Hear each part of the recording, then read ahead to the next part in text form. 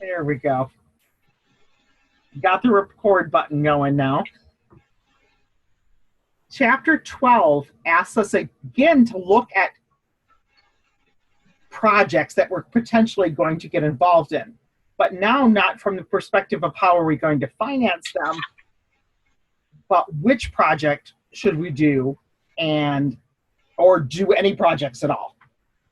So some story problems will be, I'm considering this project, should I do it? Other ones are, I have project A or project B. I can only do one, which one should I do? So some of the criteria you're going to be looking at is, does the project bring in more than it costs to do? We've already learned that to do a project, it costs money because we have to pay interest for the loan to get the money to do the project in the first place. So I'd say we're building or buying a new machine. This machine is supposed to improve our processes so much that our profits are going to go up next year if we buy the machine. But we better hope that the profits go up enough to cover the fact that we're going to have to pay on the loan that we took out to get the machine. So we're balancing out what it costs us to do the project compared to what the project's going to do for us.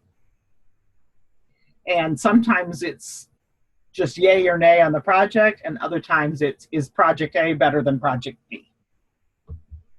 We're going to look at 3 methods of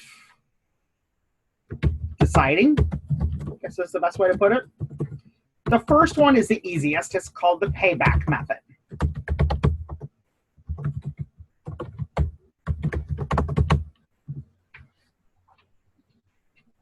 And to give you an idea of what we're talking about with the payback method,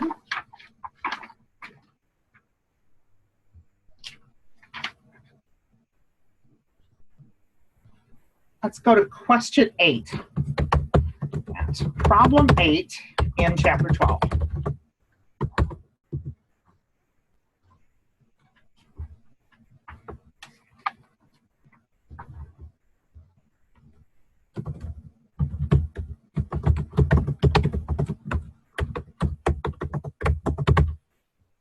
Got 2 projects. They're both going to cost $80,000 to get involved. Sorry, $90,000. Reading that too fast. $90,000 to get involved with. And each one's supposed to bring us something in return. Project A is going to give us additional profits each year for 5 years. And they tell you the amounts, 25,000, 30, 25, 19, and 25. So for 5 years, this project's going to give us some benefit. Maybe at the end of the 5th year, this machine's going to wear out and we'll need a new one anyway. So whatever reason, 5 years is the time frame they've given us. The other investment is only going to bring us anything of benefit for 3 years. Payback just wants to know, when will we recoup what we paid to get involved in this project? So how long will it take us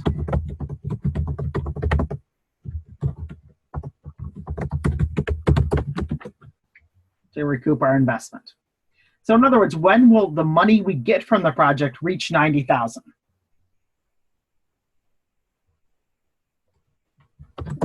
So investment A gives us 25,000 the first year, 30 the second year, so up to 55,000 after 2 years that we've gotten back.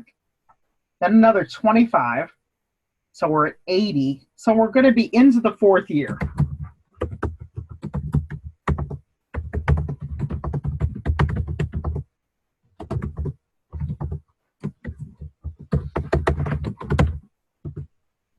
And we could get very specific and say 3 point whatever and figure it out exactly.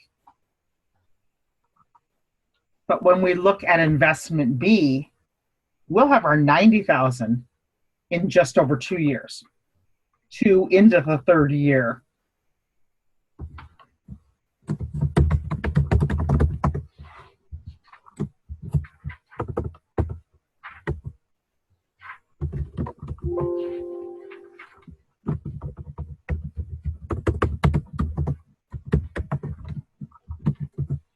about 2.5 years. Does that make sense? Mm-hmm. Okay. The problem with this method, although it's super easy to do, is that it doesn't take into consideration several things. So let's talk about the drawbacks of why payback's okay to use, but I wouldn't make it my only criteria for deciding between project A and B.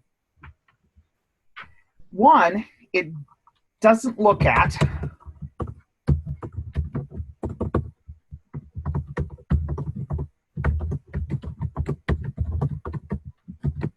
it doesn't go beyond. So in project A, it finds in that 4th year, I get my 90,000 back. It doesn't look into the rest of the 4th year or the 5th year, or if there are any years after that. And it doesn't compare that investment B only gives me money back for 3 years and then stops, where investment A is 5 years. None of that is considered. All it cares is how quickly am I going to get my $90,000 back. And it doesn't consider the time value of money. And a good example for that one is actually in the chapter. Bear with me as I get the exact page number. But they walk you through how to do payback with 2 different investments. And they're on page 386.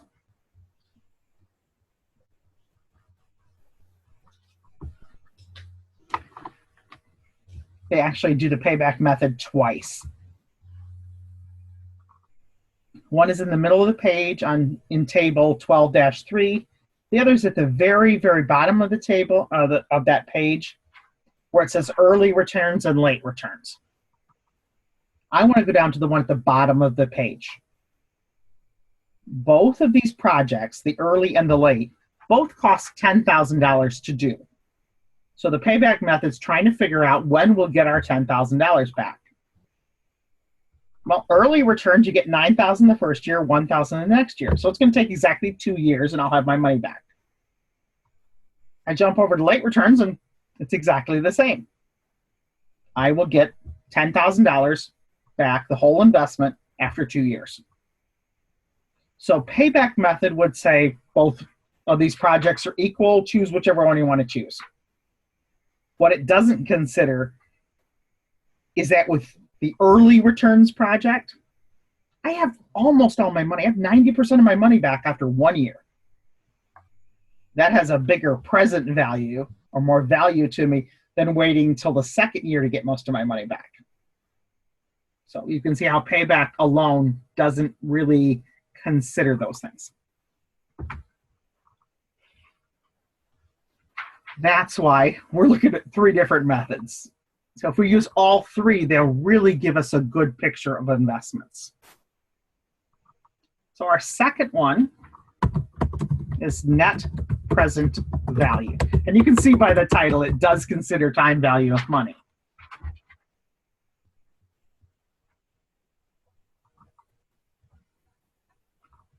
You can do this manually. You can do it using Excel. But I find the easiest way to do it is with a calculator, an online calculator. The website is listed right here, and I'm going to take you out to look at that website. So when I send you the file, you'll have the link with you. And here's my website.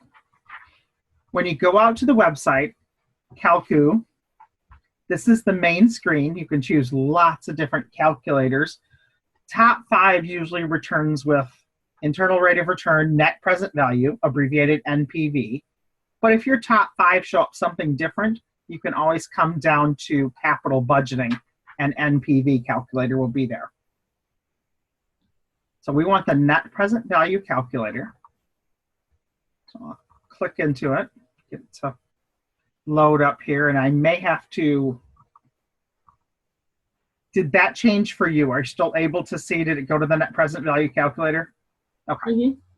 Sometimes with the screen share, it does funny things when I change locations. This opens up to a window that allows us to put in a lot of information. It's very flexible. Some of our investments that we've been looking at, like the ones in the homework problem that we were looking at, had multiple years of returns. One told us 5 years of money that would be coming in on the project. You can change this to 5, and all of a sudden the amount of spots you have to fill in expands. So the default is 3. If you need more, just type in how many years you need and it'll expand and add more space. So let's see how that works. Question 13 in the homework. It's page 412. Oh, sorry, I'm going to jump to one other one. I'm going to jump up to question 10 for a minute. Okay, question 10, same page. We're going to look at the net present value of both projects. They both only involve 3 years, so I don't need to reset my calculator. They both cost $10,000. I have project A is going to bring me $12,000, then $8,000, then $6,000 over the 3 years. Project B is a different set of amounts. But one thing that I need to know with net present value is what was the cost that I was going to incur to get the money to do this project in the first place. So that comes back to chapter 11. What was my weighted average cost of capital? However I proportioned the money through stock and debt and so on to get the money to do this project, what percentage did that cost me? Because this calculator is going to say, does this project bring me more in benefits than it's costing me to borrow the money to do it? So in instruction B, or part B of the problem, it says, assume a cost of capital of 10%. So you would put that here. And it's going to evaluate this project and see if this project brings in more money than 10% costs me to do the project. And then I just fill in the information. This column, cash in, is all the benefits it's going to bring me. And this tells me for project A, I'm going to get $12,000 the first year, $8,000, and $6,000. The next column is about what it cost me to do the project in the first place, which was $10,000. So it cost me $10,000, but the project's going to bring in these cash flows. Well, just looking at those numbers, you think, oh, no problem. I'm getting a lot more money in than it cost me to initially get in the project. But it's also considering when that money's coming in. So it's doing a present value calculation on all of those. But all we had to fill in was the interest rate, make sure we had the right number of years, how much we were going to spend to get in the project, what the project was going to bring us, and the net present value is calculated for us as $12,028.55. What does that mean? All it means is that this project exceeds the cost. So the benefits outweigh the cost because I have a positive number as my net present value. As long as that's positive, the project's a go. The project is worth doing because it exceeds the cost of capital.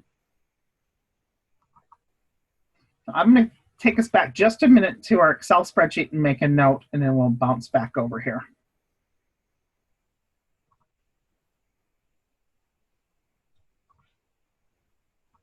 So our net present value, when positive,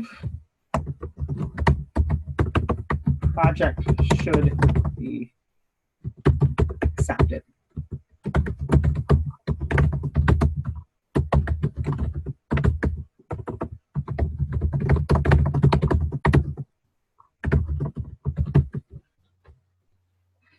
So on the flip side, when the NPV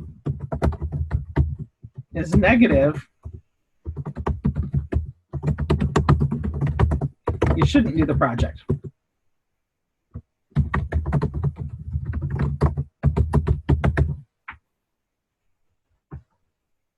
Okay, so NPV is pretty easy to interpret once you run it through the calculator. Positive number, do it. Negative number, don't do it. If you have multiple projects, it's real easy. If one comes out positive, one comes out negative, you do the positive one. But if they both come out positive, then you want the one with the larger NPV.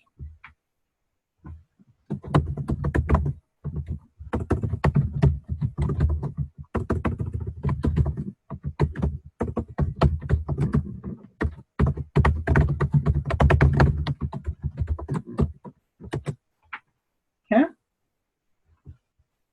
So once you're comfortable using the calculator, these problems get pretty easy. Our third method is the internal rate of return. Again, it can be done through Excel or calculations. They'll show you the formula in the book, but I find the calculator is the easiest way to go. The internal rate of return, instead of telling us that the project brings in this many more dollars than it spends or uses as a cost, it just tells us percentage return we are making on the project.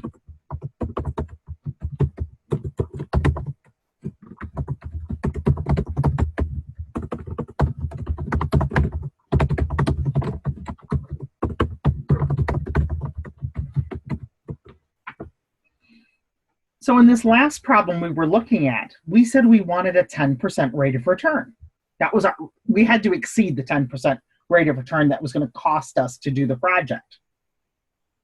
So if we do an internal rate of return and it tells us that this project's going to bring us 12% return, then we would do the project because it exceeds the cost of capital. That cost of capital sets a minimum or a floor. If the project can at least exceed that, it's not worth doing. So in a way, it's telling us the same thing as the NPV. NPV says this project's benefits outweigh its cost, and here we're saying its benefit, its percentage rate of return, is bigger than the cost. So in a way, they're looking at the same thing. So I'm going to go back out to the calculators.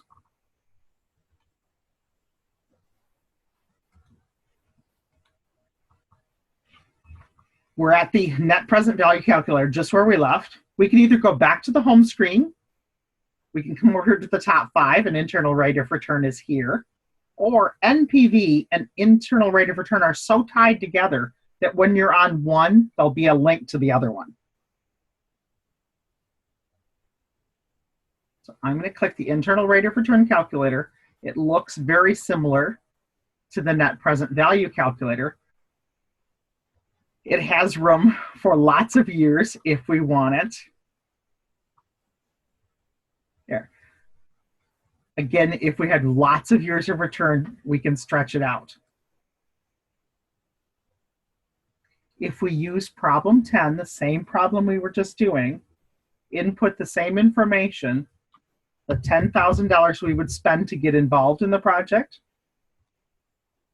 the $12,000 we'd receive in the first year, $8,000, and not $80,000, and $6,000. We input all the numbers.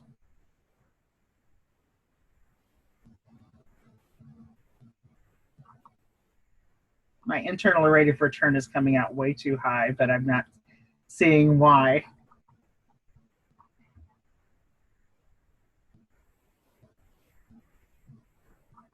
No, it looks good. It's just coming out with a very, very high rate of return. I'm going to input them again because I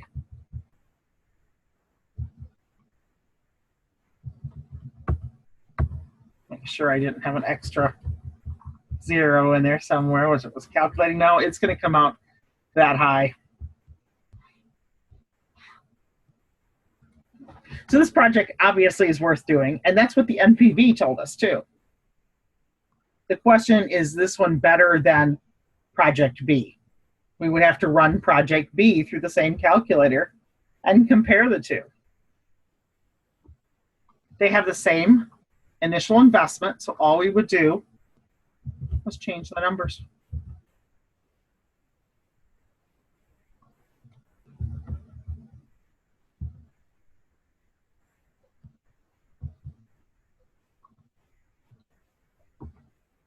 You can see that this one still has a very high rate of return, but it's slightly less than investment A. So if for some reason the company doesn't want to do both investments, maybe they're this machine versus this machine, but you don't need two machines, you would choose investment A. But if they were considering possibly doing both, they both meet the criteria.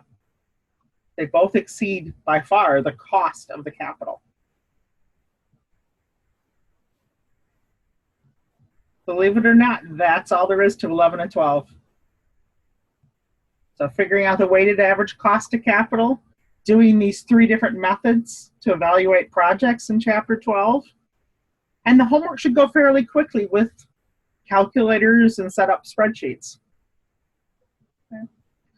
These are things to consider in your paper. These are a little harder to apply than the prior chapters, but they're things to look at. Seeing what your company is doing, seeing how they're financing their operations. Don't worry about the math in the chapters. There's a lot of formulas and math. The things that you needed to know we've covered tonight. Reading it for what do these things mean is where I want you to spend your time in the chapter reading. Not in following formulas that you won't actually be having to compute. Okay. Do you have questions for me? No, this was good. Okay. Neil, doing okay? Yes, I am. Okay. Well, I think I will hit stop recording and work on uploading this one and making one to make up for Chapter 11 and getting these out. I'll have the spreadsheet out probably in a couple of hours. Do you need it before then? I'm good. No. Okay. Okay. Well, thanks for joining me tonight, and I will probably shoot for the same time next Tuesday, and then we can talk about if there's a need. There won't be any new chapters in the weeks following that, but I might hold office hours or something just to say, hey, you got questions on your paper or something. We'll set aside an hour or so Tuesday nights. Okay. Thank you. Sounds good. Thank you very much. Thanks for joining me tonight. Yeah.